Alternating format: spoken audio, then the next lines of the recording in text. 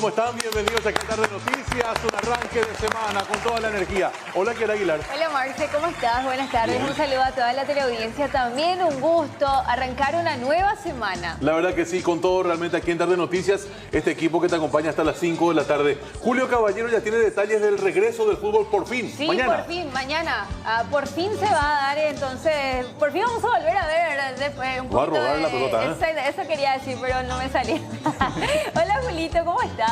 Toco madera, que no pase nada, absolutamente nada sobre la marcha, porque si no, realmente nos vamos de vuelta a complicar la existencia con ese tema, porque después de muchos dimes y diretes, marchas y contramarchas, los falsos positivos, toda una polémica generada realmente en torno a los estudios, las pruebas del COVID-19, el día de mañana se abre fuego en el campeonato de apertura en su fecha número 9, con lindos partidos realmente, evidentemente destaca lo que se va a disputar en la nueva olla monumental Cerro Porteño frente a Libertad. Hoy en Tarde Noticias vamos a hablar un poco de fútbol, vamos a ver cuál es el equipo que prepara Chiqui Arce en el Ciclón, cuál es el 11 que está también pergueñando Ramón Díaz para este partidazo. Otro partido el día de mañana a las 4 de la tarde en los Jardines del Quelito. River Plate frente a Nacional. El director de competiciones de la APF, Michel Sánchez, también ya anticipó en una conferencia de prensa realizada el día de hoy que se posterga el partido entre 12 de octubre Soldamérica local en Villa Elisa el día jueves. Esto debido a que hay 3 casos positivos del COVID-19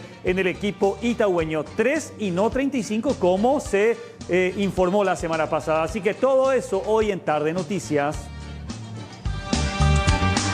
Los oficiales que vieron morir a Santillán abandonaron. Bueno, no solamente retorna el fútbol local, el fútbol doméstico, sino también ya la Copa Libertadores de América, porque hoy la Confederación Sudamericana de Fútbol anunció el regreso de la máxima competición a nivel de clubes en esta parte del continente. El primero que va a entrar en acción a nivel de equipos paraguayos es el Rey de Copas, es el tricampeón de América, el 15 de septiembre para enfrentar de visitante en San Pablo al Santos de Brasil en la jornada número 13 de la fase de grupos de la Copa Libertadores. El 17 de julio, jornada doble en Paraguay. A las 8 de la noche en nuestro país, en la capital paraguaya, Libertad va a recibir a Boca Juniors y a las 10 de la noche, 2 horas después, el conjunto aborigen al Tigre de Argentina. Así que son las propuestas que vamos a tener en Copa Libertadores de América entre el 15 y 17 de septiembre respectivamente. Retorna también la Conmebol Libertadores.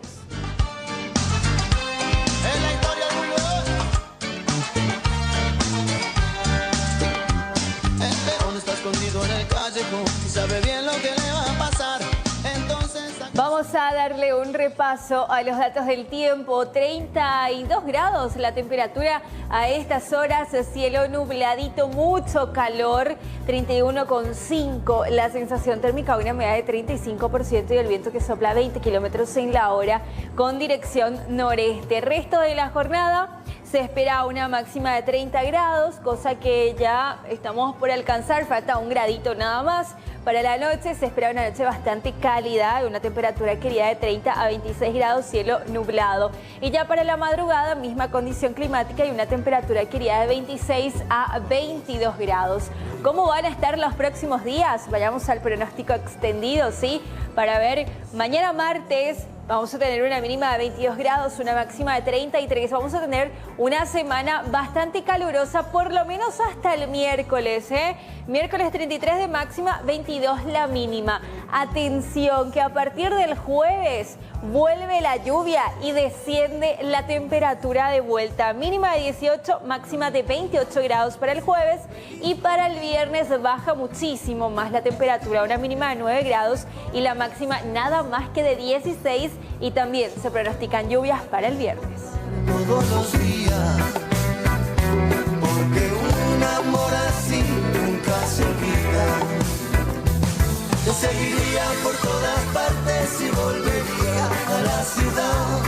Si me das otra oportunidad de volver a empezar, mejor que antes, quiero darte cada uno de mis instantes. Nunca más voy a mentir de nuevo, porque no voy a olvidarte nunca más.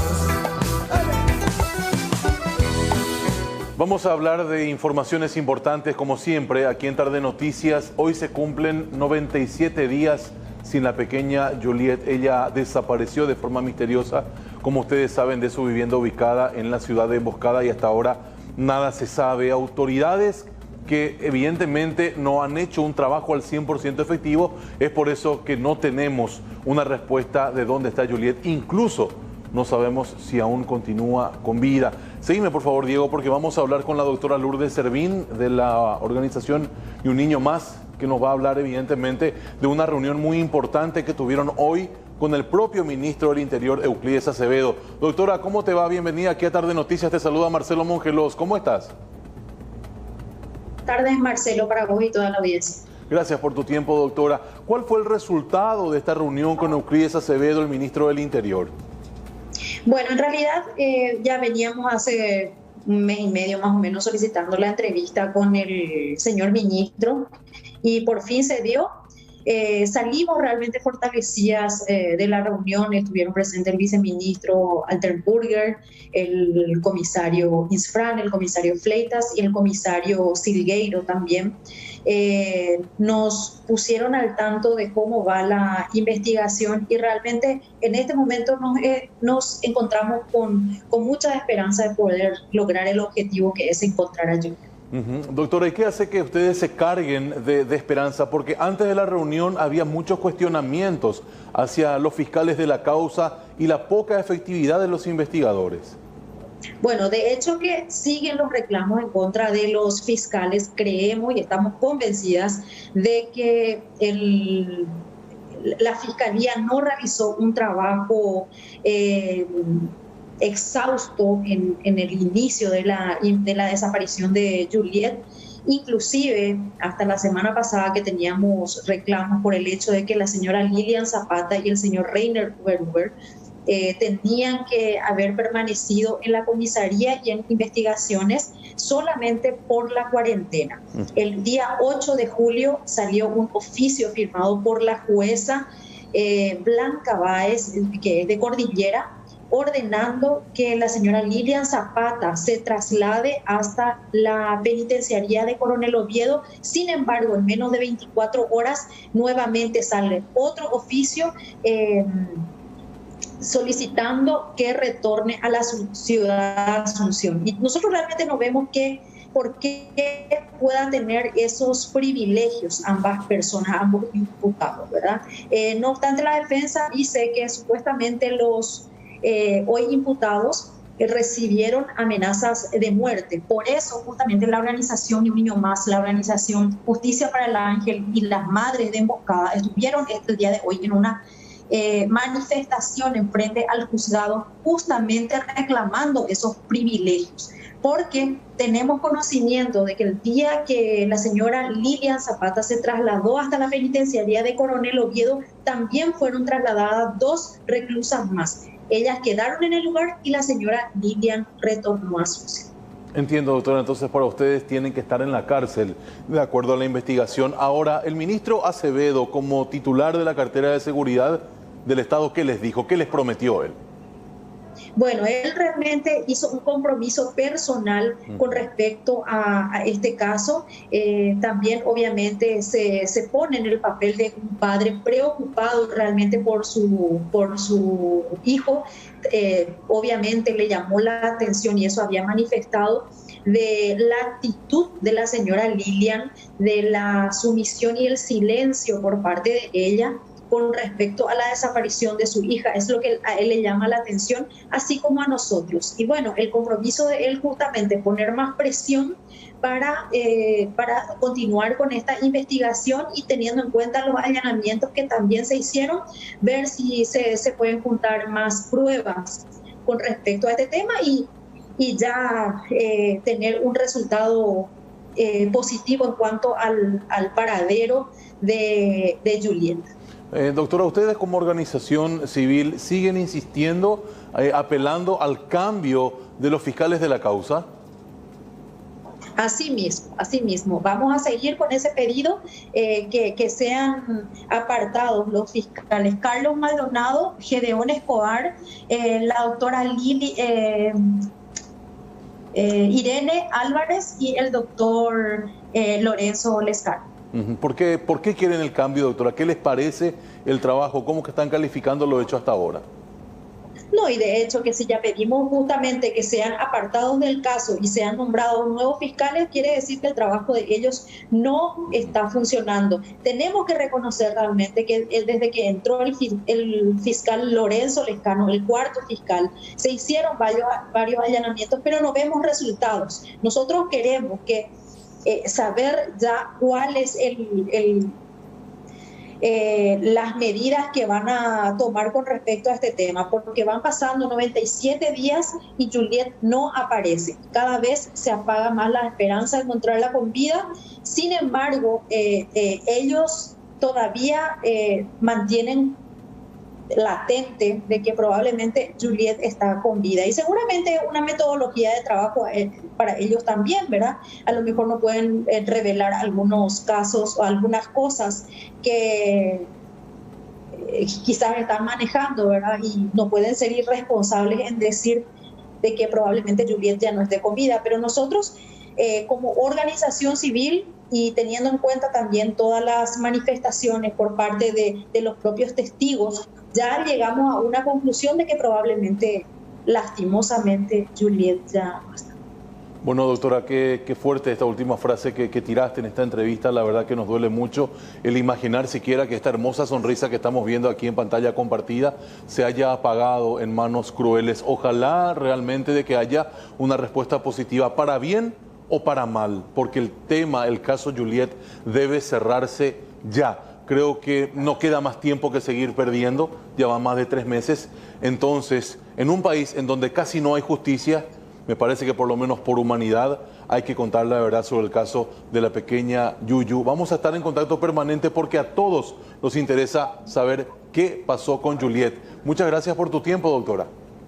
Así mismo. Yo les prometo, Marcelo, que realmente desde el fondo del corazón me gustaría decir lo contrario, pero lastimosamente no se dan las condiciones, y así como hablaste recién, por humanidad, por lo menos para contarnos qué fue lo que pasó. Gracias, doctora, mucha fuerza.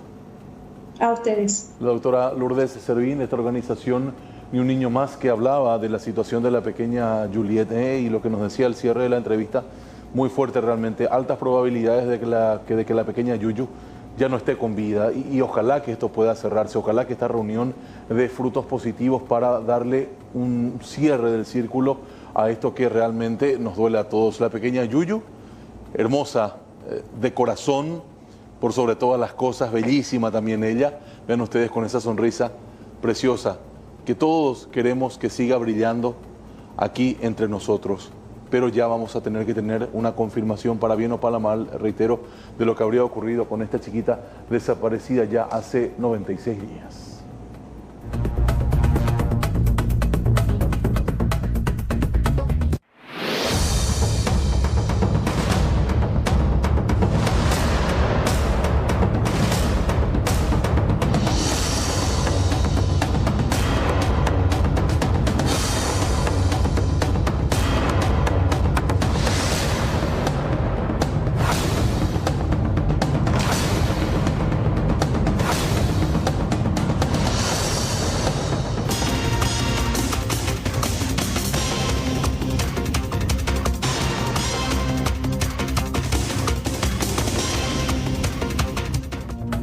Rápidamente hasta el este del país, Luis Gavilán, contigo, adelante. La Protección Naval del Este continuará de manera firme y contundente realizando sus tareas de patrulla fluvial en toda su zona de responsabilidad, la cual abarca 242 kilómetros en el río Paraná, incluyendo el embalse del lago Itaipú, cumpliendo con nuestro rol de policía fluvial a fin de ejecutar las tareas que nos son asignadas dentro del marco legal que establece la ley. En este contexto, el combate firme y tenaz que estamos desarrollando contra el crimen organizado, el contrabando los narcotraficantes y en la actualidad el combate que venimos realizando ante el ingreso ilegal de personas, a fin de que podamos disminuir el avance de esta pandemia de COVID-19. Entonces, todas nuestras actividades, todas nuestras tareas seguirán siendo realizadas con el mayor rigor, con la firmeza que amerita el caso. Hay un sumario administrativo en curso teniendo en cuenta lo ocurrido la semana pasada en la zona de Cuba, en Finlandia. En ese sentido, le puedo decir que la Armada Paraguaya ha dispuesto al respecto un sumario preventivo a fin de que se pueda esclarecer los hechos denunciados. Nosotros estamos a la resulta de la investigación de este sumario administrativo. Quiero recalcar que la Armada Paraguaya no puede tolerar y no tolerará ningún tipo de abuso que pueda ser realizado por parte de su personal. En caso de que las resultas de la investigación se demuestre que algún personal haya tenido alguna mala fe, ¿verdad?, para actuar en forma prepotente o abusador o abusando con los ciudadanos, con todo el rigor que establece las leyes militares, los reglamentos de las leyes militares, el personal va a ser sancionado. Además del capitán Díaz, otros hombres que estuvieron esa noche en esa zona de San Miguel también fueron separados del cargo y están bajo sumario. Actualmente, solamente el comandante saliente, en este caso capitán Díaz, es el que está separado del cargo. Como dije anteriormente, los demás personales que estuvieron participando de hacer operativos continúan en la unidad ya bajo mi mando y cumpliendo con las tareas específicas que les son asignadas. Comandante, ¿cómo encuentra las casas después de todo el día? ¿Cómo encuentra la base? Con mucha tristeza. Un pesar muy profundo por el hecho acaecido. Sin embargo, la muerte de nuestros camaradas nos da mucha fortaleza. Su vida nos da ese ímpetu y el trabajo personero por el cual ha perdido la vida en nuestra versión nos motiva aún más para que nosotros podamos seguir luchando contra este flagelo que nos escapa el conocimiento de todos nosotros.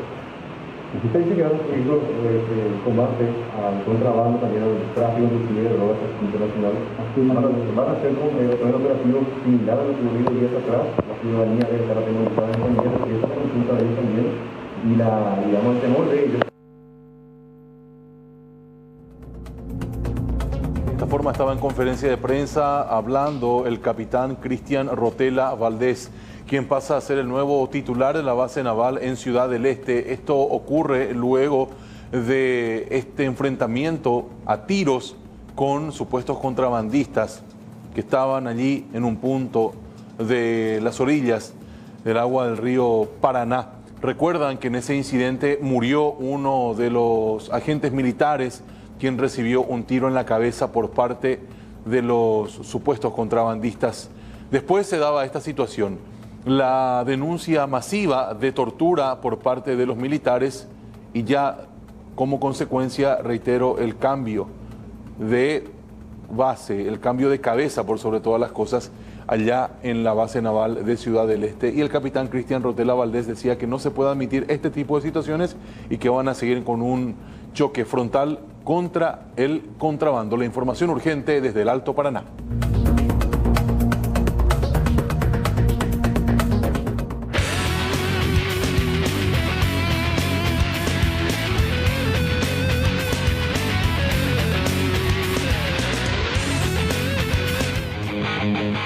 Embajadores paraguayos, en cuanto a goles, anotaciones en el fútbol internacional, nos vamos hasta Suiza, primeramente Italia. Ahí está, en el Genoa italiano, Antonio "el Tony" Sanabria, para su equipo que está peleando por permanecer en la categoría, hizo uno de los goles en la victoria 2-1 ante Lecce.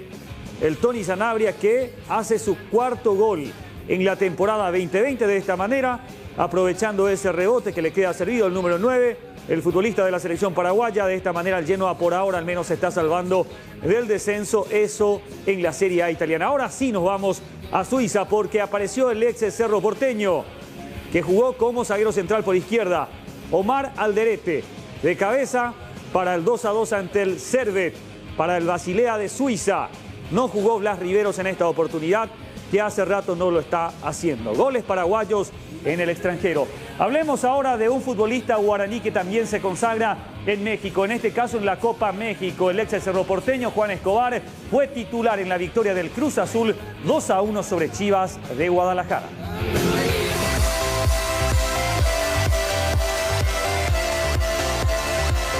Se jugó la final de la Copa México, que encamina al regreso de la liga. Con un penal dudoso al final del partido, Cruz Azul le ganó a Chivas por 2-1 para alzar el torneo, teniendo como titular a Juan Escobar, mientras que Pablo Aguilar no formó parte de la convocatoria.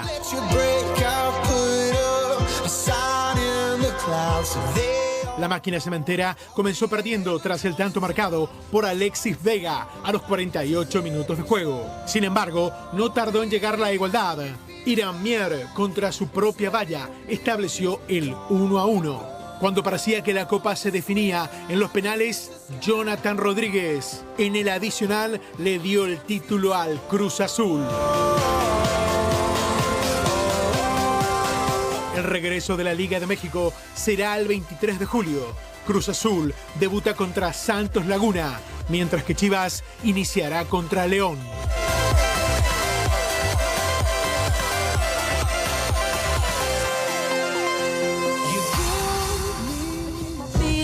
Y es momento de cuidarnos, de protegernos con nuestro aliado perfecto, con Coco Cavalaro. Y vos sabés que los jabones de tocador Coco Cavalaro están hechos 100% de aceite de almendra de coco, que te brinda una protección antibacterial natural, es hipoalergénico y está libre de gluten. Ofrece a tu piel limpieza y el máximo cuidado sin resecarla. Recordá que el lavado frecuente de manos ayuda a prevenir enfermedades, especialmente las respiratorias. Usa jabón de coco puro porque es antiséptico y elimina el 99,9% de virus, bacterias y hongos. Elegí Coco Cavalaro porque lo natural es siempre mejor.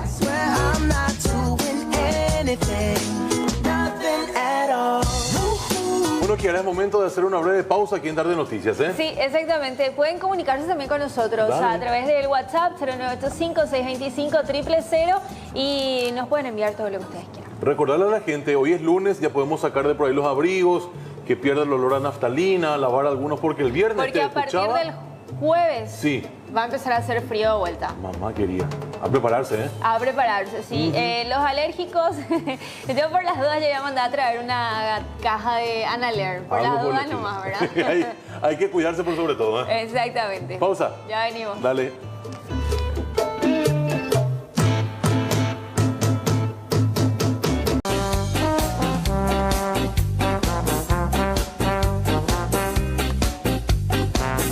Así se presenta la ciudad de Asunción en este arranque de semana. Te acompañamos siempre con la mejor información aquí en Tarde Noticias y tenemos que hablar de, evidentemente, la pandemia del COVID-19, pero no olvidarnos de ese molestoso mosquito que sigue rondando por allí y que ha acabado con la vida de muchas personas, portador del dengue, y por eso tenemos que cuidarnos. Para hablar de este tema, a ver, Dieguito, vamos a conversar también aquí justamente ya con el señor Hernán Rodríguez, quien es médico infectólogo, forma parte del CENEPA y nos va a hablar sobre el tema. Hola, doctor, ¿cómo te va? Bienvenido aquí a Tarde Noticias. Te saluda Marcelo Mongeló. ¿Cómo estás?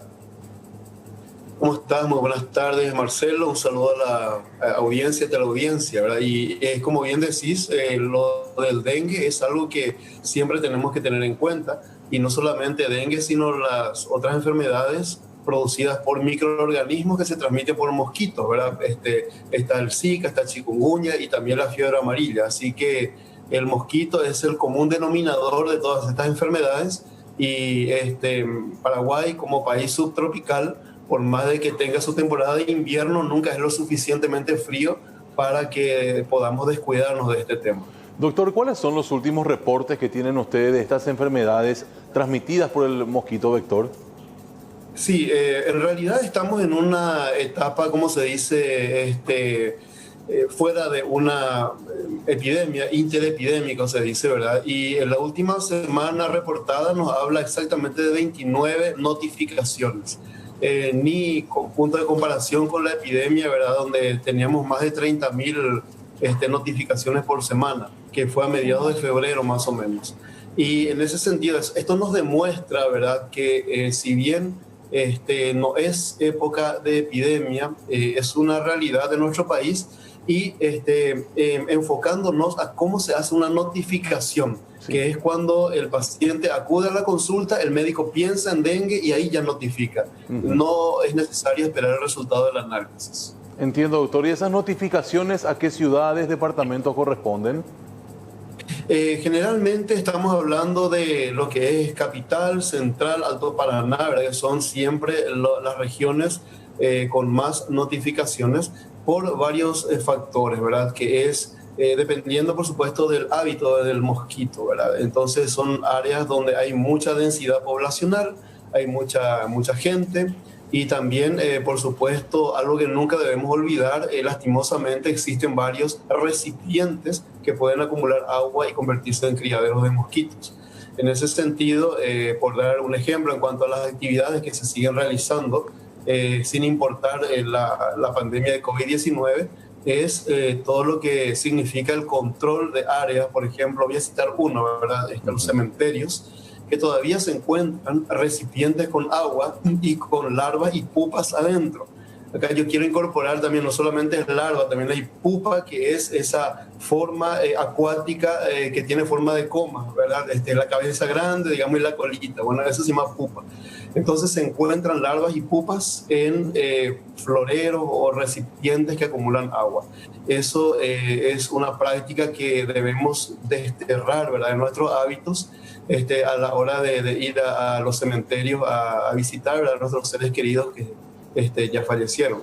Entiendo, doctor. Qué pena realmente que Central, Alto Paraná, Asunción de vuelta estén en el ojo de la tormenta también del dengue, porque son los 3 puntos que no se incorporan a esta cuarentena inteligente de la fase 4, porque justamente tenemos muchos casos. ¿Qué es el mensaje que vos le das a la gente? Es decir, no nos centremos solamente en el COVID, atención con el dengue, que es algo que todo el año prácticamente está en nuestro país. Asimismo, realmente con COVID-19 se ha demostrado que la prevención realmente es un arma muy fuerte que tenemos contra ciertas enfermedades, la prevención. Y para la prevención, lo primero que tenemos que tener en cuenta es el conocimiento, por un lado, y seguido muy de cerca con la conciencia de cada uno de nosotros.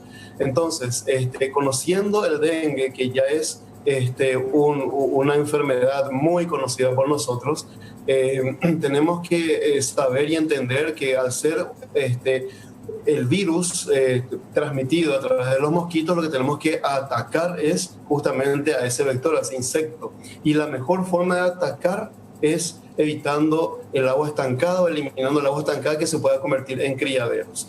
Rápidamente digo lo siguiente: existen recipientes que no podemos eliminar de nuestra comunidad, por ejemplo las canaletas, por ejemplo algunos huecos de los árboles, por ejemplo con algunas piscinas, ¿verdad? Y otros, ¿verdad?, no se pueden eliminar. Entonces tenemos que identificar cada uno de esos recipientes para controlarlos permanentemente. Después de una lluvia hay que mirar si se acumuló agua, y si es así hay que eliminar, ¿eh?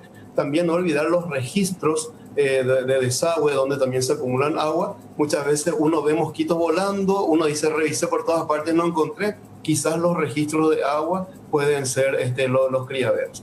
Así que buscar constantemente, ¿verdad?, no cansarse, crear como un hábito. Y por supuesto, si vamos a cuidarnos también en lo personal, el uso de repelentes forma parte de nuestro cuidado personal. Doctor, por último, el COVID-19, ¿cómo ha impactado en el CENEPA, más todavía en la actuación de las cuadrillas en la calle?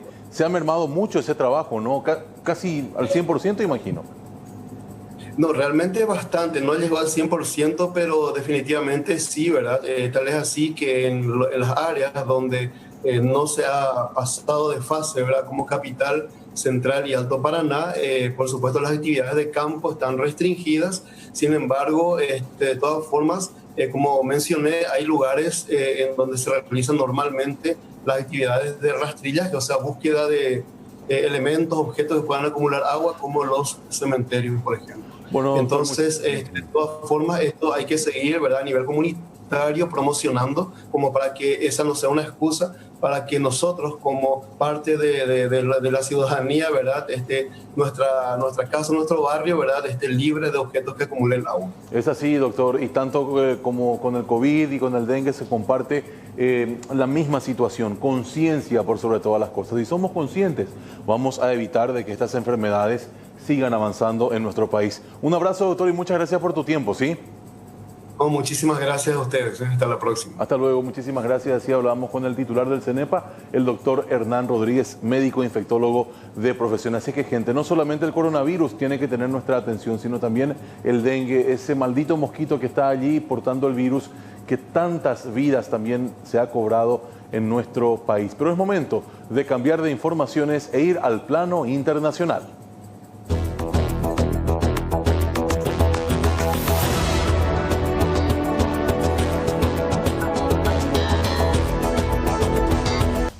Internacional, vamos a hablar de Italia porque podrían volver a cuarentena local por algunos repuntes de coronavirus en la región de Roma.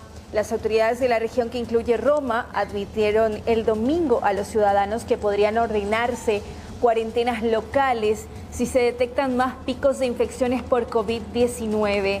Alessio De Amato, comisionado de salud de la región de Lazio, dijo que el domingo se registraron 17 nuevos casos de coronavirus, 10 de ellos importados de otros países cuando residentes extranjeros regresaron a Italia. Muchos de los casos recientes del área de Roma han sido entre trabajadores que regresan de Bangladesh. El aumento de casos en Lazio se incluyeron en los 219 nuevos que reportó Italia el domingo, elevando a 244.434 el número de infecciones confirmadas desde que comenzó el brote, con 35.045 decesos.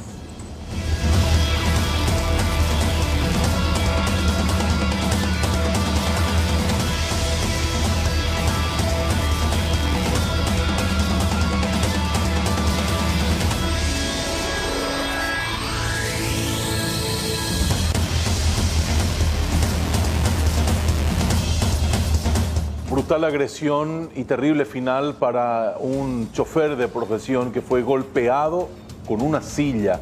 Sí, escucharon bien, él tenía 46 años y perdió la vida tras recibir varios golpes en la cabeza, producto evidentemente del uso de una silla. La víctima fue identificada como Sixto Benítez, quien en la tarde de ayer domingo falleció como consecuencia de las lesiones. Todo ocurrió dentro del interior de la parada de bus de la línea 13-2 en Asunción. El presunto autor del crimen sería su propio compañero de trabajo, quien tras una acalorada discusión reaccionó de una forma violenta contra el hoy fallecido.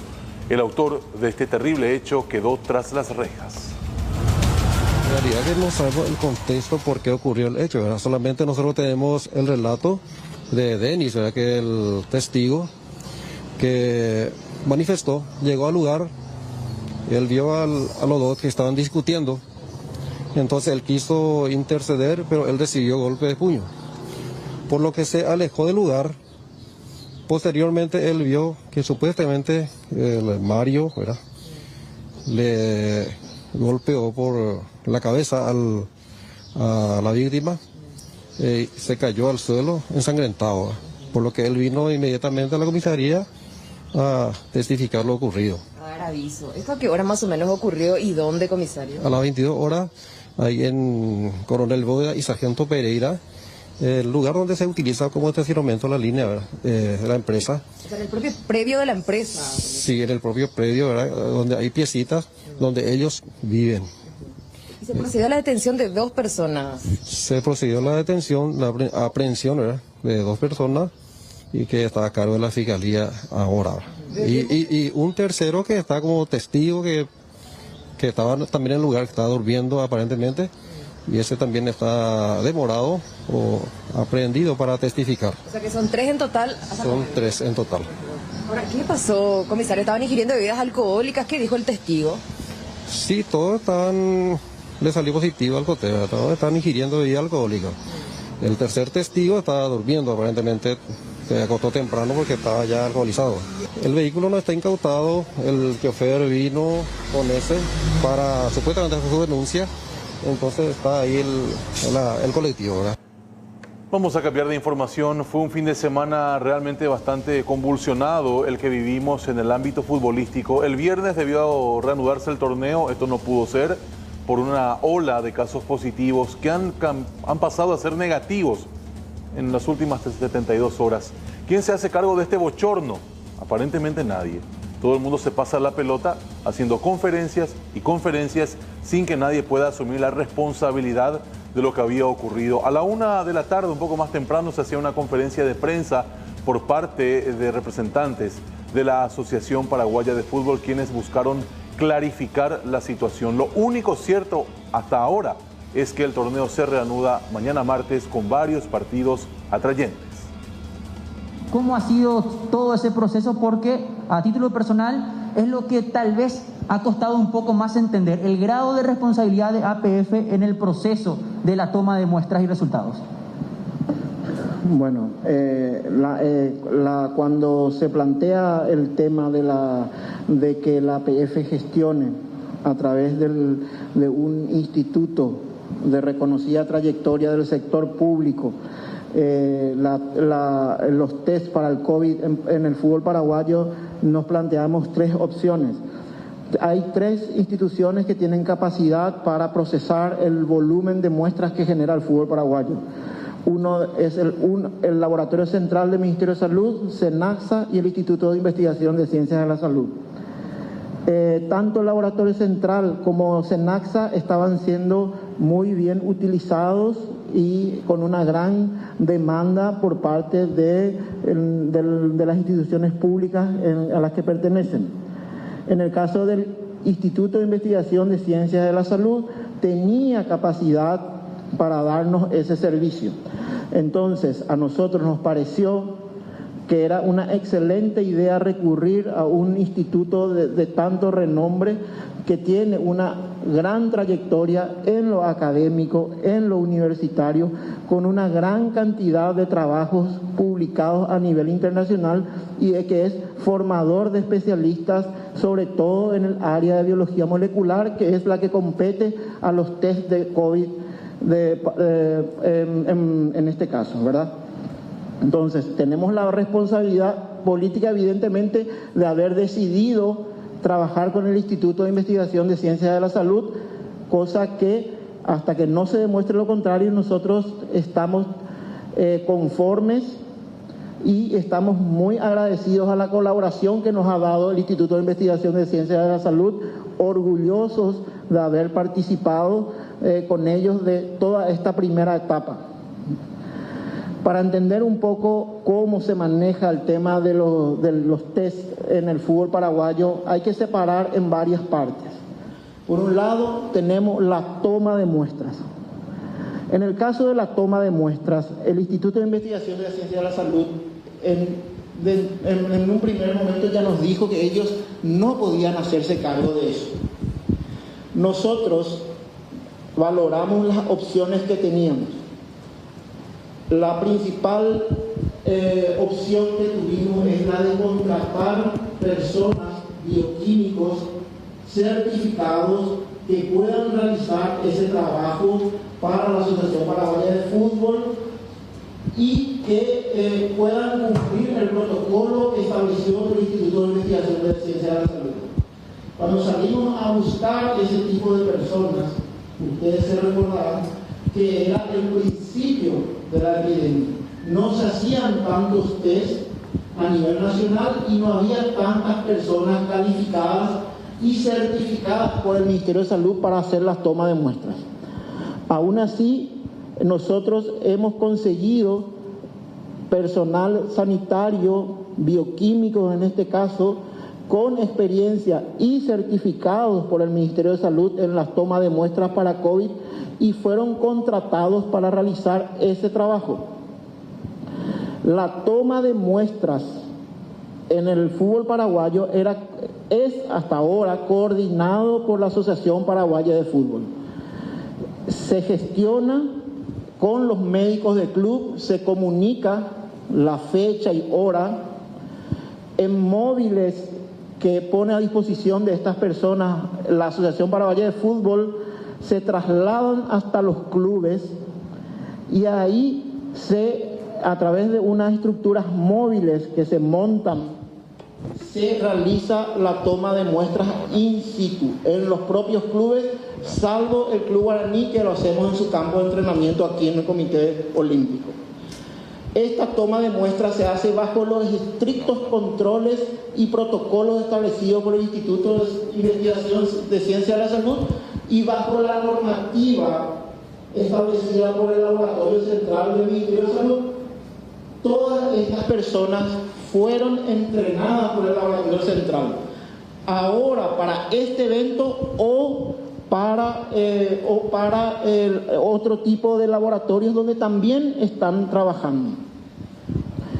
De allí, las tomas de muestras se hacen en presencia de los médicos del club.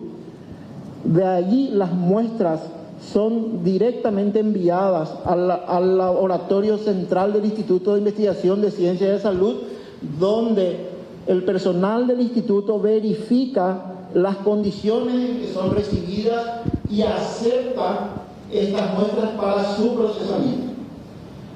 Ahí termina la cadena de custodia y lo que le corresponde a la Asociación Paraguaya de Fútbol a través de estos bioquímicos calificados y certificados por el Ministerio de Salud para realizar este trabajo.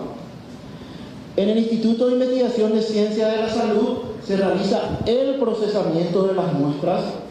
El principal consumible que tienen las máquinas que procesan los test son los reactivos laboratoriales. Estos reactivos laboratoriales son donados por la Asociación Paraguaya de Fútbol para que no tengan ningún coste para el erario público. Aparte, se hizo un aporte monetario a modo de donación y también se donó un equipo biomédico que el instituto estaba precisando. Aparte, se cobra un costo por la mano de obra. Bueno, el Instituto de Investigación de Ciencia de la Salud realiza el procesamiento de los test y informa los resultados. Los resultados son enviados a la Comisión Médica de la APF y al Instituto y al Ministerio de Salud. La Comisión Médica informa directamente a los médicos del club cuando los resultados son positivos. En el caso de lo que ocurrió el viernes, se cumplió el mismo protocolo de siempre. Se reciben los resultados, se informa a los médicos del club de la presencia de positivos en sus equipos y al presidente del club, y esto no se informa a la prensa, se mantiene en el anonimato el nombre de las personas afectadas. Bueno, una extensa explicación del doctor Brunstein, quien también decía, Julio, si a partir de ahora hay un caso positivo, antes de dar a conocer la información, se va a hacer un retest. Para poder certificar el caso. Una suerte de contraprueba. Antes de publicar el positivo. Y también decía, entre otras cosas, y es muy importante eso, que a partir de ahora, saltando un caso positivo, se activa el protocolo sanitario que está escrito y evidentemente continúa el campeonato. No es que se va a parar ni mucho menos. Se aísla al positivo, al afectado, al futbolista afectado, y los demás continúan trabajando en el club, practicando y compitiendo. Exactamente, y del caso positivo se hace un seguimiento de sus familiares y los nexos y demás. Pelota al piso utilizando un término futbolístico. Ojalá que a partir de ahora, antes de emitir cualquier comunicado, cualquier información, estén seguros al 100% de lo que van a decir, porque a falta de esa seguridad ya se dio todo este escándalo. Sí, y no se detectó todavía en realidad dónde ocurrió la falla, dónde ocurrió el error. Aparentemente en la toma de muestras, es lo que se especula, es una de las hipótesis, pero tampoco es nada seguro. Y muchísimos comunicados en la APF, entre el día viernes, sábado, domingo, realmente un rosario de comunicados que al final termina confundiendo mucho más, ¿verdad? Ya, para comunicado, ve como diría un vecino. Bueno, momento de cambiar de tema. Kiara nos tiene que contar algo interesante, ¿querés? ¿En serio? Sí. Dale, mételo. Dale. Bueno, al parecer va a haber una luz al fondo del túnel hablando del coronavirus, porque hay buenas noticias, reitero, en este sentido. Las vacunas que han sido desarrolladas por la Universidad de Oxford en Inglaterra para frenar el coronavirus tienen muy buena receptividad en las personas. La inyección genera una fuerte inmunidad sin provocar ningún tipo de efecto adverso grave. El primer ensayo en humanos de la vacuna contra el COVID-19 desarrollado por la Universidad de Oxford tuvo resultados exitosos, según publicó este lunes la revista médica The Lancet. Las pruebas comenzaron en abril pasado y participaron 1.000 voluntarios sanos del Reino Unido. La vacuna genera una fuerte respuesta inmune sin probar efectos adversos graves, de acuerdo a los datos publicados. El objetivo de este primer ensayo con personas de entre 18 y 55 años era descartar posibles efectos adversos graves, ajustar la dosis y medir la respuesta inmune generada por la vacuna. La Universidad de Oxford y la farmacéutica británica AstraZeneca ya comenzaron una última prueba con miles de personas para certificar que la vacuna es efectivamente segura y evita la enfermedad. El proyecto arrancó con un ensayo de unas 15.000 personas en Reino Unido, pero la actual escasez de infecciones en la región dificulta demostrar que la vacuna protege. La propia farmacéutica se comprometió a fabricar más de 2.000 millones de dosis, 400 millones para la Unión Europea, que empezaría a llegar a finales de este año. La empresa asegura que facilitará el acceso a la vacuna durante la pandemia sin buscar beneficio económico. La vacuna experimental de Oxford es uno de los 23 prototipos diferentes que ya se están probando en humanos en todo el mundo, según el registro de la OMS. La empresa estadounidense Moderna anunció que comenzará el 27 de julio un ensayo con 30.000 voluntarios para probar su candidato, que ofreció resultados prometedores en una primera prueba con 45 personas. El ministro de Salud, Julio Mazzoleni, anunció la semana pasada que la cartera sanitaria formalizó un acuerdo con la Organización Panamericana de la Salud sobre un fondo destinado para la compra eventual de vacunas contra el COVID-19 y un acceso equitativo para la administración de la dosis. Las adquisiciones se harían a través de fondos rotatorios, cuyo mecanismo les permite a todos los países de América, que integra la OPS, comprar a gran escala con los beneficios pertinentes en términos de costos de vacunas, y a las compañías manufacturadoras asegurar un determinado número de compras de sus productos.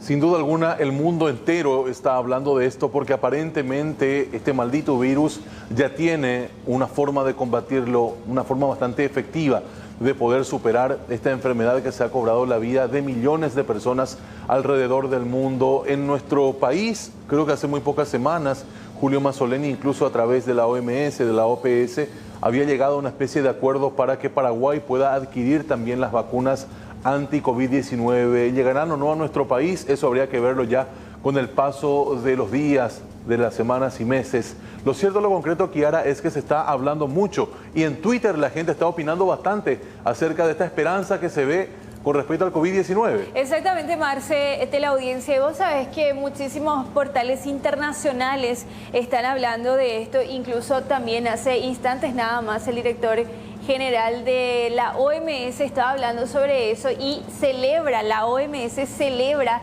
el avance de esta y otras vacunas. Por ejemplo, voy a volver acá. Ahí está. El avance de estas vacunas. Hay muchísimos países también que ya están reservando 300 millones de vacunas. Por ejemplo, reservó Estados Unidos. Sí. Israel también es otro de los países que está pidiendo reservar. Por ejemplo, otro de los portales dice que un equipo de científicos del Instituto Denner de la Universidad de Oxford y del grupo de vacunas de Oxford reportaron un nuevo avance hacia el descubrimiento de una vacuna segura y efectiva, porque ya hablan de eso, ya hablan de que es efectiva y por sobre todas las cosas segura para poder combatir al COVID-19. Otro de los portales dice que las vacunas funcionan contra el COVID-19. Oxford y China toman la delantera en la carrera por la vacuna contra el COVID-19. También otro de los títulos. Dice: gran noticia para el mundo, la vacuna de Oxford ya funciona. Y bueno, y de esta forma, como les decía, varios países son los que ya están apartando, lo que están reservando varios lotes de estas vacunas para poder combatir al coronavirus. Importante esto porque a casi 1000 personas le han aplicado esta vacuna y cada uno de estos ciudadanos tuvo una muy buena recepción del antídoto y una muy buena reacción también desde el punto de vista orgánico. Así es que celebramos todas estas noticias y esperamos que realmente llegue también aquí a nuestro país y que no se la lleven a ningún lado. Bueno, tenemos títulos, ya venimos.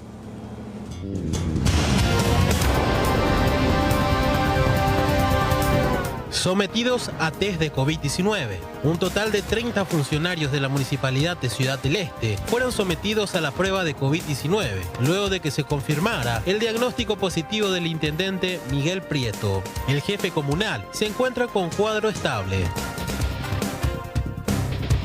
Intenso rastrillaje en Tabaí. Un fuerte operativo policial inició este lunes en el distrito de Tabaí, departamento de Caazapá, tras la captura de uno de los sospechosos de la desaparición del empresario agrícola Luis Carlos Tamioso. Hacinamiento en comisaría. Más de una veintena de detenidos, entre hombres y mujeres, se encuentran en la comisaría séptima de Ñemby en condición de hacinamiento, situación que preocupa a los encargados de dicha dependencia policial. Los mismos ya recurrieron a distintos ministerios para plantear que sean derivados a albergues. Cumbre de Poderes. La reactivación económica post-COVID fue el principal tema abordado por la Cumbre de Poderes que se desarrolló esta mañana en el Palacio de López, en la cual participaron los presidentes del Poder Ejecutivo, Mario Abdo Benítez, del Poder Judicial, Alberto Martínez Simón, y del Poder Legislativo, Óscar Salomón.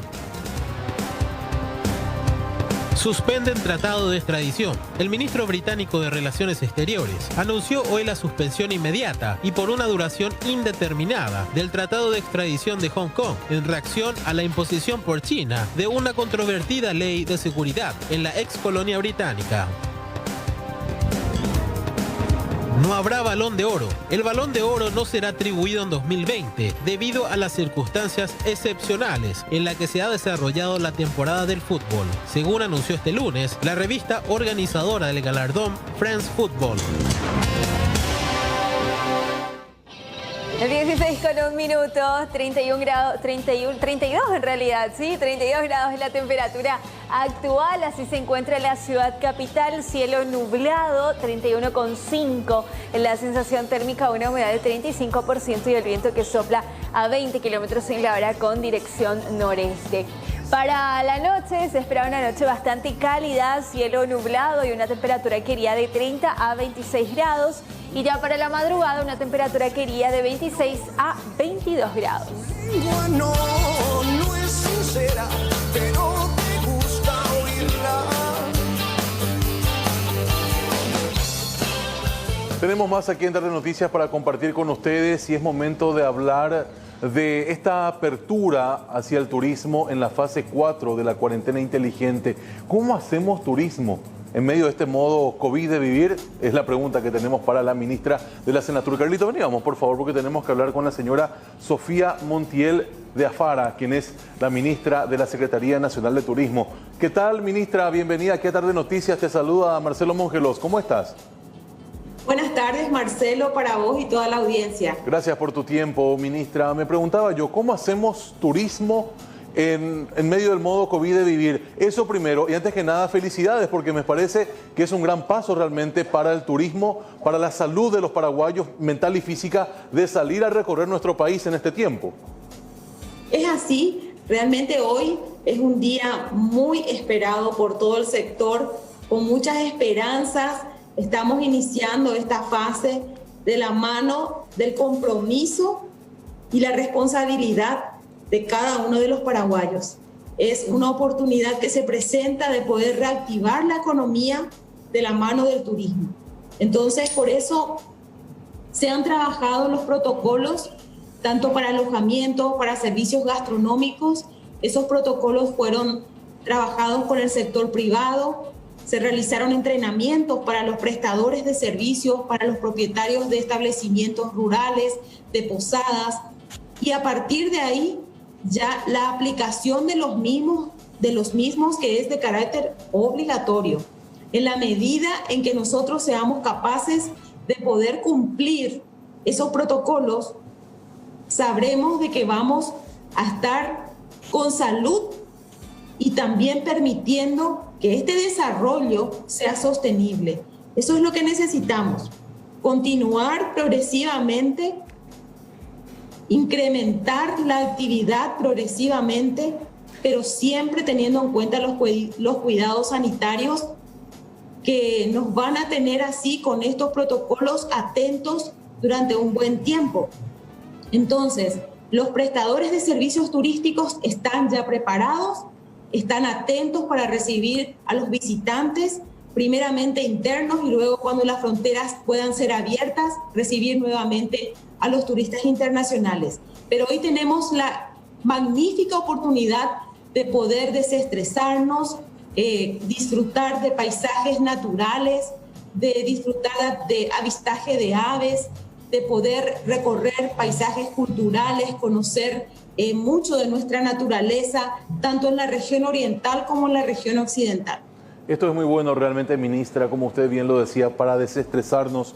Estos más de 120 y algo de días de cuarentena nos ha sumido realmente en una especie de estrés que no hace bien realmente. Entonces, hoy en día salir y observar lo verde, mirar los ríos, disfrutar de una buena comida, en buena compañía, es algo muy interesante. Ahora, ministra, cada lugar va a tener su lavatorio de manos, nos van a exigir uso de mascarillas, respetamos el distanciamiento y un cupo limitado para en la sala de estar en donde se comparten bebidas y demás, comidas.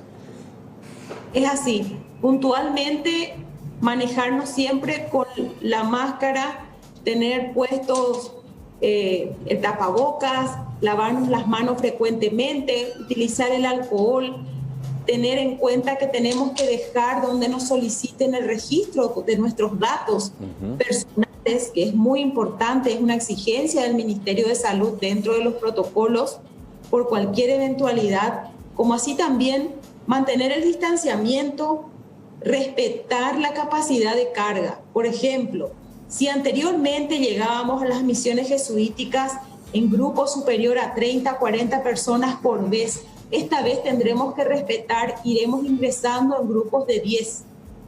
Entonces, es importante que aquí tengamos en consideración que no solamente el que está ofreciendo el servicio, el prestador de servicios tiene la obligación de hacer cumplir, sino también del usuario de respetar estos protocolos. Y también el usuario tiene que tener en cuenta de no ingresar a aquellos lugares que no tienen a la vista estos protocolos, por el cuidado mismo de su salud.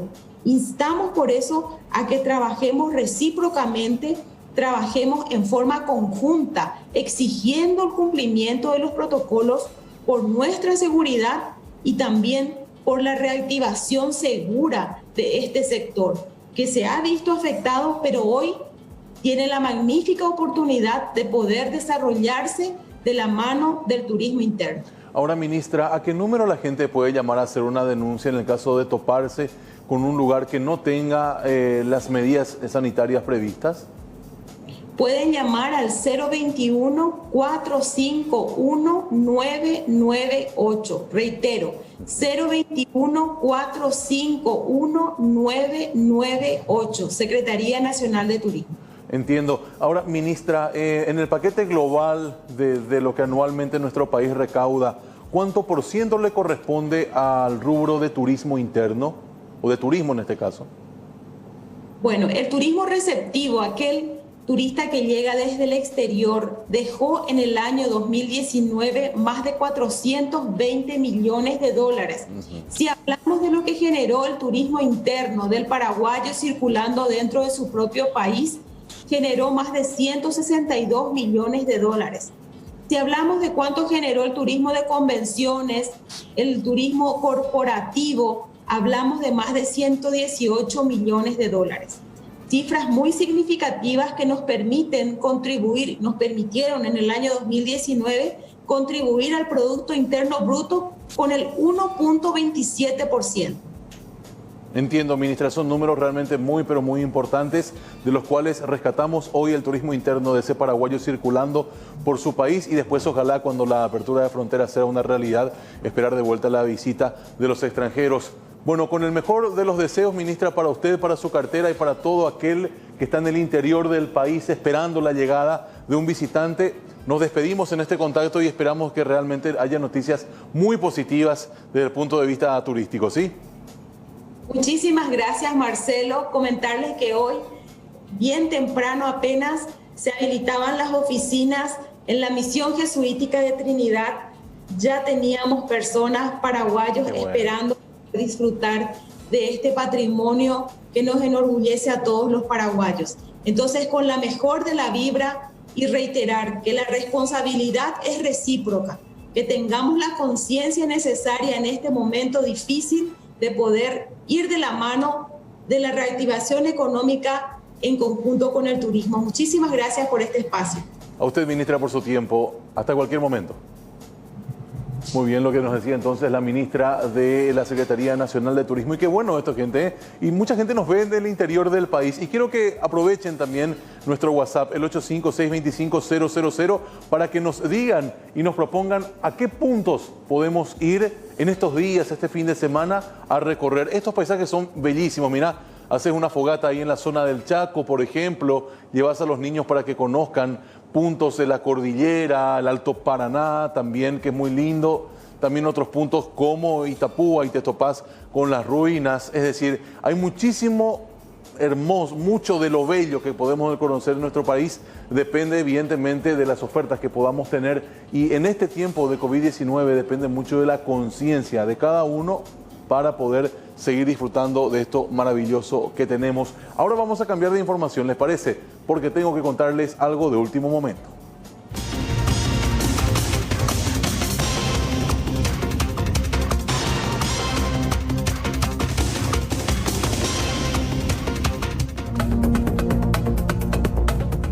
La información de carácter urgente habla de la imputación sobre 3 personas por secuestro. La agente fiscal Zunilda Ocampos, de la Unidad Especializada de Hechos Punibles contra la Libertad de las Personas, y Carlos Mercado, agente fiscal de la Unidad Penal número 1 de San Juan Nepomuceno, han formulado imputación contra César Ramón Acosta, Reinaldo Noldin Cáceres y José Arturo Acosta Espínola por la supuesta comisión de hechos punibles de secuestro, privación ilegítima de libertad, extorsión agravada, asociación criminal y violación a la ley de armas. Estos agentes fiscales han solicitado al juzgado prisión para César Ramón Acosta y orden de captura para Reinaldo Noldin Cáceres y José Arturo Acosta Espínola, quienes se encuentran en estado de rebeldía. Antecedentes del caso hablan que estas personas imputadas habrían conformado una banda criminal con el fin de tener sumas de dinero de forma ilícita mediante la realización de secuestro, privación ilegítima de libertad, extorsión y otras figuras. Ha sido una de sus víctimas Luis Carlos Tamioso, domiciliado en el departamento de Alto Paraná y quien fuera secuestrado semanas atrás. Hasta el momento nada se sabe de este ciudadano brasileño, quien, reitero, permanece todavía privado de su libertad contra su voluntad. De esta forma hay ya la imputación sobre estos hombres y lo más urgente del caso es poder recuperar con vida a este empresario de origen brasileño que, reitero, fue secuestrado ya semanas atrás.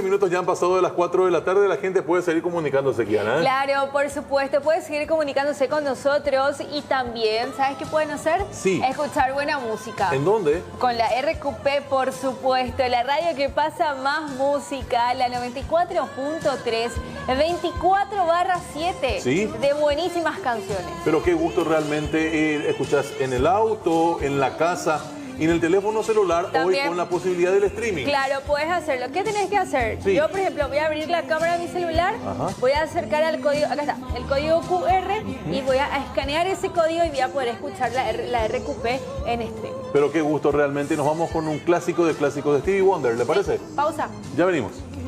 It's an orchestra of angels, and we're playing with my heart, yeah.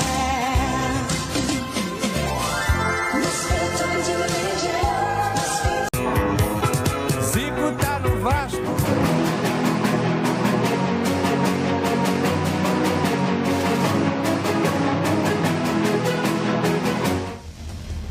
Un poco más temprano les contaba acerca de esta discusión con final fatal entre choferes que prestaban servicio en la línea 13-2 de Asunción. Terrible, un sillazo habría acabado con la vida, reitero, de un trabajador del volante de 46 años de edad. La familia, como está en este momento, terrible, sinceramente. Detalles de la situación con nuestro compañero Alexis Amarilla. Hola Alexis, ¿cómo te va? Bienvenido, adelante. ¿Qué tal, Marcelo? ¿Cómo estás? El gusto de saludarte. Abrazo para los demás compañeros y la querida audiencia. Estamos hablando de un crimen en verdad atroz que se produjo el día de ayer en un horario prácticamente ya entrada a la noche. Esta persona que se fue hasta su habitual lugar de trabajo para verificar las condiciones en que estaba su vehículo para ya el día siguiente comenzar nuevamente la jornada laboral. En ese contexto compartió un pequeño asado, compartió con sus compañeros, aparentemente estaban ingiriendo bebidas alcohólicas y en un momento dado se produce la discusión, aparentemente por un teléfono celular. La víctima tenía un teléfono celular y uno de los que estaba en ese lugar aparentemente se lo quitó. Se produjo esta discusión y bueno, poco tiempo después fue agredido de una forma bastante salvaje. Recibió una herida mortal en la cabeza, aparentemente con un sillón. Esto produjo un corte significativo en la cabeza de la víctima y prácticamente falleció en el lugar desangrado. Por supuesto, los familiares ahora exigen una respuesta a los encargados de esta empresa, a los responsables de esta unidad de transporte público, para que puedan dar la cara, porque hasta ahora no han dado ningún comunicado oficial. La familia se ve indefensa ante esta situación. Hay 3 personas detenidas en la Policía Nacional y bueno, ya están por supuesto continuando con los procesos de investigación, pero ellos esperan una respuesta por parte de esta empresa. Bueno, está con nosotros la hija, el sentido pésame también para ustedes por la tremenda pérdida. ¿Nos decís tu nombre y comentanos un poco qué fue lo que sucedió? Mi nombre es Katia Benítez y yo soy la hija de mi difunto padre Sixto Hugo Benítez. Y en la noche de ayer lamentablemente nos vimos con una noticia trágica. No creímos al principio, pero rápidamente nos fuimos al lugar y ahí al llegar a la comisaría nos dijeron que estaban en el taller. Entonces fuimos rápidamente al taller y ahí vimos el cuerpo tendido de papá con una herida bastante prominente en la parte de la cabeza, ¿verdad? En la parte cerca de la frente. Y entonces nos vimos con el acta también que se presentó en la comisaría. Y todo apunta a que fue a causa de que se le estuvo quitando el celular a mi papá. Y todo por el celular, ¿verdad? Mi papá quería su teléfono y entonces estos compañeros le empujaron y no había necesidad, ¿verdad?, de agarrar la silla y arremeter con la vida de mi papá, ¿verdad? Y bueno, nosotros queremos justicia por eso y estamos pidiendo la ayuda de este amigo, este dueño del lugar, Derlis da Silva, quien está viviendo cerca, enfrente del lugar del taller y no se está haciendo responsable lamentablemente. Y nosotros queremos su ayuda, necesitamos realmente para que papá pueda tener un lugar que corresponde para que él pueda descansar, ¿verdad? Y bueno, esa es mi parte, ¿verdad? Sin embargo, él se había ido en el lugar para compartir un encuentro con sus compañeros, no era un exacto día laboral para él. Así mismo, porque yo soy su hermano y normalmente cuando me comunico con él, él se va los días que no trabaja para poner en condiciones, revisar todo su colectivo para poder empezar un día lunes otra vez. Es que hacen cualquiera de los choferes, pero estos asesinos le quitaron la vida. Yo apenas cuando sucedió todo, llegué en el lugar, le encontré todo ensangrentado, nadie no le auxilió, nadie no le hizo caso. A cambio los tipos salieron corriendo, se fueron en la comisaría en vez de auxiliarle a alguien que está ahí, digamos, murió desangrado. Un acto criminal le hicieron a mi hermano y pedimos que se responsabilice de esa empresa porque todo fue adentro del taller lo que sucedió. Se pusieron por mi hermano entre 3 y le mataron. Pedimos justicia y que se haga cargo este señor, el dueño de esta línea 13-2, que se haga cargo, pedimos, porque hasta el momento no nos da ni una llamada, ni mensaje, ni nada, se esconde y su pobre señora tiene una criatura chiquitito que dejó también y ahí está corriendo por las paradas buscando algo, que den su cara y que, no sé, algo tienen que hacer los dueños, hacerse responsables. Bueno, una persona que me decías incluso estaba trabajando en condiciones no tan buenas, ¿no? No tenía un contrato fijo, esa parte laboral también que se reclama. Aparte de sí, eso, no tiene un contrato, así verbalmente nomás le contrata a los personales y no sé, son gente un poco irresponsable en ese sentido con todos los trabajadores y la justicia debería de tomar carta de esto porque no pueden así, no sé, sí, con un trabajador, un padre de familia, él era un sustento de la casa, lo único que trabaja, que llevaba para el pan de cada día a su familia. También había pasado ya en el 2018 una situación complicada, se le incendió una de las unidades de transporte público también en ese momento. Sí, en ese momento papá se vio obligado, ¿verdad? Como un héroe se vio obligado a agarrar el extintor y poder salvar también a las personas que estaban ahí adentro, ¿verdad? De que se incendie a mayor escala el colectivo, ¿verdad? Trató de subsanar todo ahí, hubo pérdidas materiales nomás, pero él como un héroe agarró el extintor, se encargó de todo, como un buen trabajador, se encargó de su colectivo.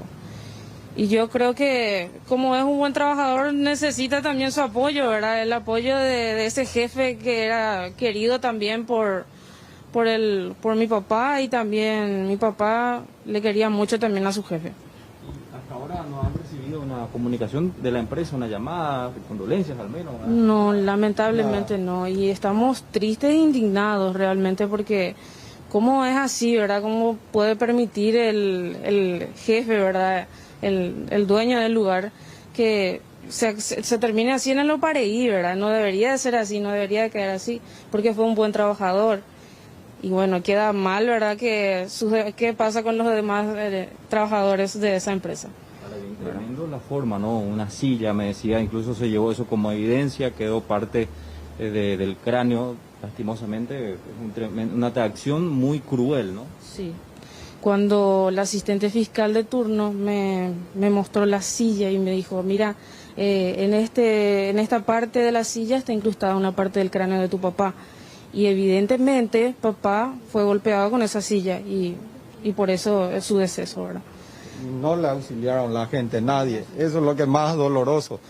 ¿Cómo le van a dejar a alguien morir así? Le tenían que auxiliar a alguien, vecino, o en qué tiempo ya vivimos que no podemos dar una mano a alguien que se accidenta, que le pasa algo. ¿Por qué no llaman 911 cuando hay una pelea a los vecinos? Sí, así mismo. Marcelo, audiencia, una situación tremenda, lo que se produjo en la tarde de ayer. Estamos hablando nada más y nada menos que un crimen y con tremenda hazaña, además por la evidencia encontrada en el lugar parte del cráneo en una de las patas de esta silla, que bueno, es una evidencia determinante, va a ser peritada evidentemente, pero por otro lado, también como mencionaba acá el caballero, hay una cuestión de la omisión de auxilio también. ¿Por qué?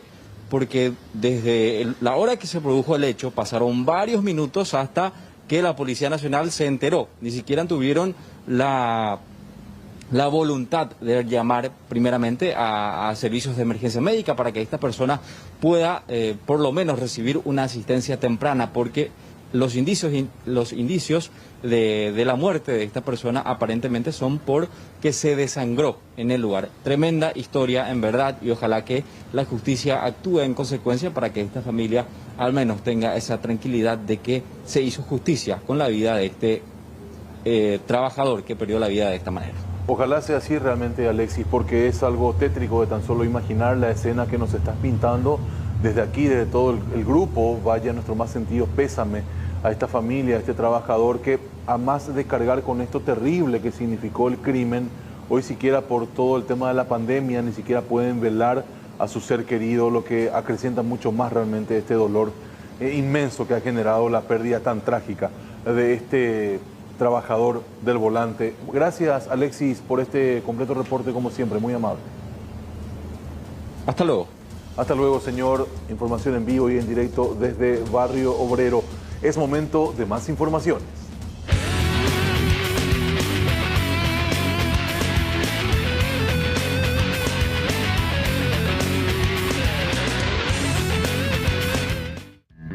Bueno, momento de repasar rápidamente lo que nos trae la propuesta de la jornada número 9 del Campeonato Apertura, que se pone en marcha el día de mañana con este partido a las 16 horas a River Plate frente a Nacional. Esto en los jardines del Quelito, 4 de la tarde el día de mañana. Mañana 18:30, qué partidazo, por Dios. Cerro Porteño Libertad en el General Pablo Rojas, en la nueva olla monumental.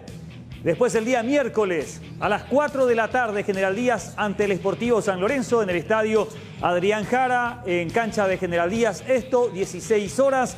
Y de fondo otro partido en la ciudad de Luque, Luqueño Olimpia. Linda propuesta futbolística también, 18:30 horas en el estadio Feliciano Cáceres el día miércoles. La jornada se completa el jueves con 2 encuentros, 4 de la tarde, Guaireña, Guaraní. Un encuentro en realidad porque Soldamérica contra 12 de octubre queda postergado. Repito, Guaraní contra Guaireña a las 16 horas en el Parque del Guairá. Postergado Sol de América frente al 12 de octubre que debía disputarse en el estadio Luis Alfonso Llani en la ciudad de Villa Elisa. El 5 de agosto finalmente se va a regularizar ese compromiso entre Sol de América y 12 de octubre. Hablemos ahora del clásico entre Cerro Porteño y Libertad. Primero nos vamos hasta Barrio Obrero para conocer detalles de lo que prepara Francisco Chiqui Arce en cuanto al equipo titular. Atención, porque aparentemente Santiago Arzamendia está en la órbita del Vasco da Gama de Brasil. Hay que ver si es que viene una oferta concreta, formal, en las próximas horas. Lo cierto y concreto es que lo quieren desde Brasil a Santiago Arzamendia. Cerro Porteño iría con el Popi Muñoz en el arco, con Enzo Jiménez como lateral por derecha, por izquierda Santiago Arzamendia, y los zagueros centrales, el Pulpito Duarte con Rodrigo del Valle. En el medio sector, Federico El Pachi Carrizo, por derecha, por izquierda Cureí Ruiz. Los volantes internos, Matías Villasanti con Ángel Cardoso Lucena, y adelante Claudio Aquino como una suerte de media punta, y viene en punta Diego Churín. El 11 azulgrana para el partido frente al Gumarelo.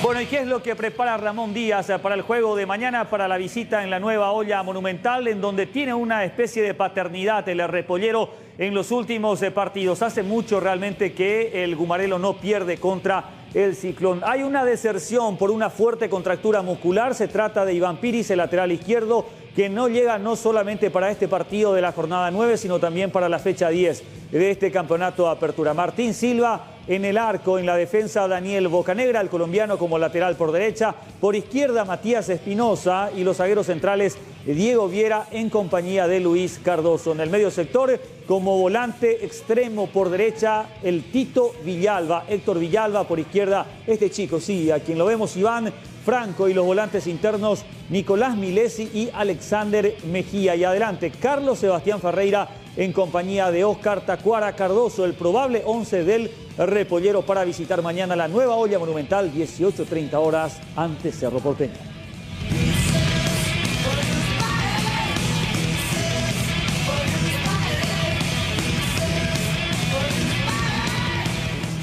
Y de los deportes a la pausa, y tenemos que escuchar con muy buena música siempre el corte, ¿eh? Claro, por supuesto, con la 94.3, la RQP, la radio que pasa más música, 24/7 de las mejores canciones. Exactamente. Y de todas las épocas, ¿eh? Sí, la verdad que sí, de los 60, 70 para adelante hasta los 2000, Hasta los 2000. y los futuros clásicos también. Claro, por supuesto. Y vos ya sabes, cuando aparece el código QR, abrís tu camarita, podés escanear ese código y ya podés escuchar tu radio en streaming. Pero qué gusto realmente con Pet Shop Boys. Nos vamos a una breve pausa. Ya venimos, ¿te parece? Dale.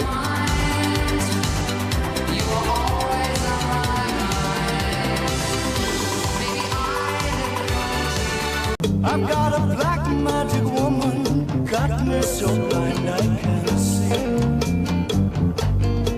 Nuevo bloque de Tarde Noticias. Hace instantes, Kiara nos estaba comentando en el plano internacional una muy buena noticia con respecto a la lucha contra el coronavirus, que tiene que ver justamente con la efectividad de una vacuna. Pero nosotros queremos más detalles del tema y vamos a ir justamente aquí con Carlitos hasta el video wall, porque vamos a hablar con Dalma González, quien está en Leicester, Inglaterra. Ella es una paraguaya, ella es estudiante también de periodismo, una comunicadora que está haciendo una especialización. ¿Cómo te va, Dalma? Bienvenida aquí a Tarde Noticias. Te saluda Marcelo Mongelos y todo un gran equipo. ¿Cómo te va? Buenas tardes, Marcelo. Buenas tardes a todo el equipo de C9N, a toda la teleaudiencia. Y es así como lo mencionás, estamos felices, estamos con esperanzas porque tenemos buenas noticias desde el Reino Unido, ya que desde esta mañana, desde tempranitas horas, la Universidad de Oxford, a través de la revista científica The Lancet, anunciaba que las pruebas realizadas para poder encontrar la vacuna contra el COVID-19, realizada en unas 1.077 personas, fueron exitosas en un 90%, Marcelo, ya que las pruebas en la fase 1 y 2 demostraron que posterior a la inyección de la vacuna se generaron anticuerpos y también células T. ¿Qué serían las células T, verdad? Fue lo que yo también decía. ¿Cómo ayuda, verdad? Bueno, lo que hace la vacuna en sí, en una primera instancia, es generar estas células que lo que hacen es eliminar a las células infectadas y también a los 28 días genera otros anticuerpos, por lo que se cuenta con una doble seguridad y lo que por supuesto refleja que esta vacuna es bastante segura, Marcelo.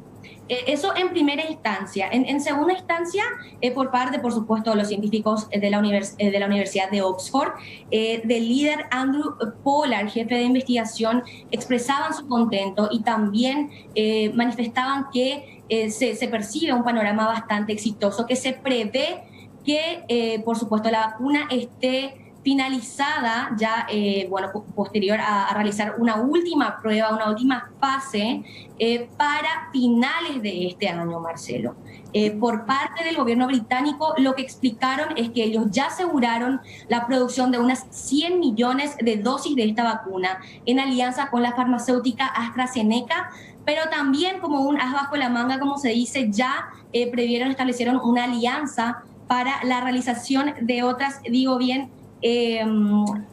millones de dosis de vacunas con el laboratorio Pfizer y también otras 100 con la farmacéutica Valneva. Entonces, ya se está asegurando, y como lo manifestó el primer ministro Boris Johnson, se van a encargar de que la vacuna pueda ser distribuida, en el caso de ser encontrada, por supuesto, también confirmada en su totalidad a todos los países del mundo. Ojalá, Dalma, que realmente esta segunda prueba de la cual nos hablas pueda tener el mismo resultado que la primera y el mundo vea la luz al final del túnel, porque sin duda alguna millones de personas han fallecido a causa de este maldito virus.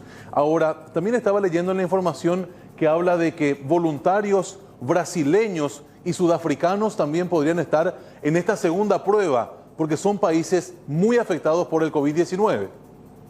Es así mismo como lo mencionás, Marcelo. Unas 2.000 personas se apuntaron como voluntarios en Brasil y otras, 5.000 personas en Sudáfrica. Recién lo estaba también manifestando el ministro de Salud, Matt Hancock, que incluso se espera que el resultado en las pruebas en estos países lleguen más rápido de lo que pensamos, antes incluso de finalizarse las pruebas también acá en Reino Unido. Si bien, para explicarlo mejor, la primera fase de las pruebas para la vacuna se realizaron en personas de entre 18 a 55 años. Esta ya última fase, que sería para asegurar su total efectividad, va a incluir a personas de 70 años en adelante, ya que por supuesto su sistema inmunológico es más vulnerable, pero aseguraron que va a estar lista para finales de año a más tardar y que será distribuida ya a comienzos de 2021. Dalma, otro punto resaltante también, las personas que han sido sometidas a este estudio, dice que no manifestaron algo más grave que un simple dolor de cabeza, que se trata con el paracetamol y alguna que otra molestia leve, pero no tiene daños colaterales importantes, significativos en el organismo. Totalmente, es así como lo mencionas, Marcelo. Los efectos secundarios que se presentaron fueron solamente fiebre y dolores de cabeza, ningún otro efecto adverso, por lo que también expresaban su contento y por supuesto están reforzando la investigación. El gobierno está redoblando los fondos de inversión también para la vacuna en la Universidad de Oxford y también en paralelo en el Imperial College of London, que también por supuesto está con las investigaciones bastante avanzadas. 93 millones de euros puede ser lo que ha invertido Reino Unido en todo lo que significa el sistema de estudio y de aplicación de esta vacuna. Sí, sería en euros, ese monto serían unas 87 millones de libras para la Universidad de Oxford y otras 43 millones de libras esterlinas para el Imperial College London. También lo que expresó el primer ministro Boris Johnson es que van a estar, incluso de ser necesario, reforzando, redoblando los fondos. También ya estaban anunciando un refuerzo de 2 billones de libras, Marcelo, para poder acelerar las investigaciones y también para poder preparar a todo el sistema de salud acá, en el caso en el que se pueda encontrar y poder también incluso prever una segunda ola de infección. Entiendo. Bueno, y aquí para complementar la información que nos da de primera mano también Dalma, desde Londres, o desde Inglaterra mejor dicho, dice que se utiliza un adenovirus de chimpancé, un virus causante del resfriado común en los primates que modifican de esta forma genética. Pero Dalma, me quiero quedar un poco con lo que viven ustedes realmente allá. ¿Cómo está la situación del COVID-19, tu experiencia por sobre todas las cosas con esta pandemia? Y Marcelo, te cuento que ya viví esta pandemia acá desde que, yo me vine a estudiar en septiembre del año pasado para realizar un máster en medio, justamente como lo mencionabas. Me tocó vivirla de primera mano desde el comienzo, fue bastante difícil estando lejos del país, de la familia. El primer semestre, fue llevado a cabo de manera normal en la universidad, pero ya el segundo semestre fue ya con las medidas de cuarentena, con las clases de manera online, viviendo ya, resguardándonos en nuestras residencias, cada uno, los amigos, los compañeros. Actualmente Reino Unido, a la fecha se han confirmado 295.000 casos, se confirmaron 827 casos en las últimas 24 horas y un total de 45.388 fallecidos, pero solamente ya 40 fallecidos en las 24 horas. Leicester, la ciudad donde estoy yo, que está ubicada en el centro de Inglaterra, permanece en cuarentena total y es la primera ciudad en Reino Unido, Marcelo, que retrocedió en la fase. Ajá. Porque, se presentó como se triplicaron el número de infectados, entonces, el gobierno dispuso que no se avance a la fase 4, a diferencia de todas las demás ciudades en Inglaterra. Pero, en el principio la medida iba por unas 2 semanas de nueva cuarentena total. Esta semana se realizó una nueva revisión y se volvió a extender la cuarentena total por otras 2 semanas. Esto se da ya que, se dio como un repunte, un rebrote. Lo que yo le estaba también comentando a varios amigos, a varios colegas, es que ya se a la reapertura de pubs, de restaurantes, la gente acudía a las playas, pero es como que no sé si se relajaron con las medidas de flexibilización, que fue lo que pasó. Incluso muchos bares se vieron forzados otra vez a cerrar, Marcelo, porque varios clientes dieron positivo al coronavirus. Entonces, lo que decíamos, esto va a ir, estamos viendo como que vamos a ir avanzando y retrocediendo en el caso en el que no se adopten las medidas sanitarias correspondientes, por lo que yo instaba también a mis amigos en Paraguay, a la familia y a los que están viendo ahora, a no confiarse, a usar el tapabocas, a tratar de lavarse las manos, a cuidarse, a evitar los lugares con aglomeración, porque hasta que se encuentre una vacuna, Marcelo, vamos a estar así, vamos a estar avanzando, retrocediendo, no tenemos que confiarnos. Exactamente, Dalma, y tenemos que adoptar el modo COVID de vivir porque estamos en medio de un ambiente pero muy incierto con respecto a cómo va a ir la enfermedad. Antes de cerrar el contacto, ¿algún saludo para alguien? ¿De dónde sos acá en Paraguay? ¿Querés enviar un abrazo virtual a tu familia? Un abrazo a toda mi familia que siempre me decían, no nos mandás saludos y te vamos a esperar asado acá a la vuelta. Pero bueno, yo ya les dije, quiero un asado de almuerzo, un asado de cena, ellos ya saben, me van a esperar con el chipaguazú prontito. Y nada, más que agradecida con ustedes por el espacio y a las órdenes desde acá. Muchísimas gracias, Dalma, mucha salud para vos por sobre todas las cosas en un momento difícil, ¿sí? A las órdenes. Igualmente por acá también. Allá hasta Leicester, vaya este abrazo de todo el equipo de Tarde Noticias para Dalma González, nuestra compatriota, colega también que nos ha informado acerca de este hallazgo importante para la salud a nivel mundial, la vacuna contra el COVID-19. Pero mientras que la vacuna no llega acá, y de hecho tenés que adoptar ya como modo de vida, es el constante lavado.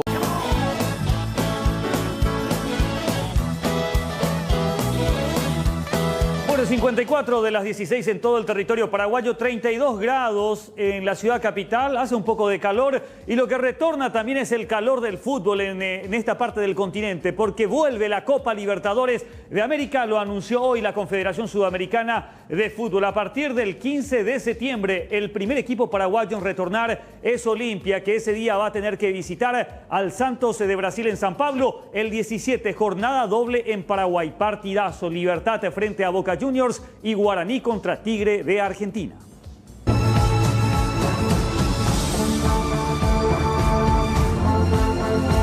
La Confederación Sudamericana de Fútbol dio a conocer el calendario de reinicio de la Copa Libertadores de América 2020.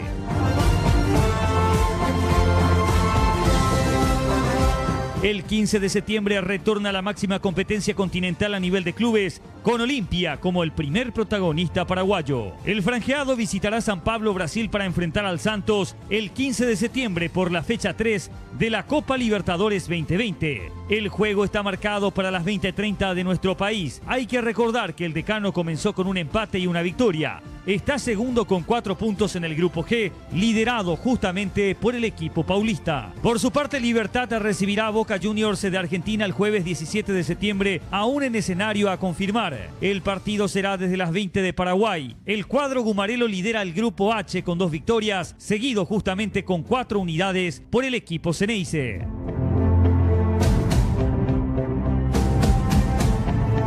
El tercer representante paraguayo, Guaraní, también se reestrenará el 17 de septiembre en Asunción ante Tigre de Argentina. El juego está fijado para las 22 de nuestro país. El aurinegro integra el grupo B, tiene 3 puntos, siendo escolta del líder Palmeiras.